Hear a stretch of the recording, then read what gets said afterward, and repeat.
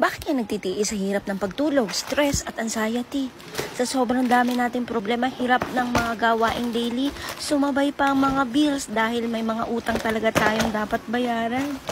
Tapos, hindi na natin alam kung paano natin babudgetin yung pera dahil kapos talaga eh. Narito na tayo sa sitwasyong di natin maiwasan, kundi ang harapin na lang. Huwag kang susuko, mas kailangan mo ang sarili mo, ang kalusugan mo, ang lakas mo. Dahil kapag manghihina na, ano na, di ba? Kaya ako, etong collagen drink lang lagi kong kasama.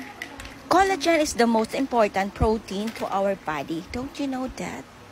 Yan ang pundasyon ng mga buto natin, balat at ang mga ligaments at ang iba pang organ sa ating katawan para hindi tayo weak at ang joint natin malusog.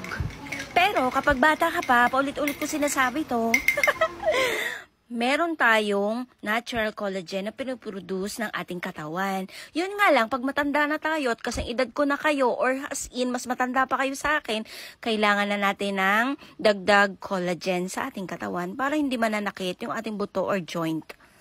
Itong collagen na ito, na iniinom ko matagal na, it helps stress relief, mood, and is a focus enhancer. Kaya tignan nyo naman ako, sa dami-dami kong ginagawa, napapagod ba ako? Yes, oo, minsan napapagod ako, pero mas malimit, marami akong power.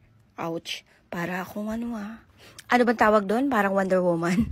Char, joke lang yon. Pero ito kasi mga mima ko, yung collagen na iniinom ko, para ka talagang Wonder Woman dito. Yes, oo. Tignan niyo naman ako, sa dami-dami ko lang ginagawa, pero baliwala lang sa akin na kahit saktan pa nila ako, apihin nila ako. Huy! Wala akong pakialam. Yan. Nasa inyo naman yun kung gagamit kayo, inom kayo nito. Nasa paniniwala nyo yun, pero ako naniniwala talaga eh. So, ayun lang. Bye!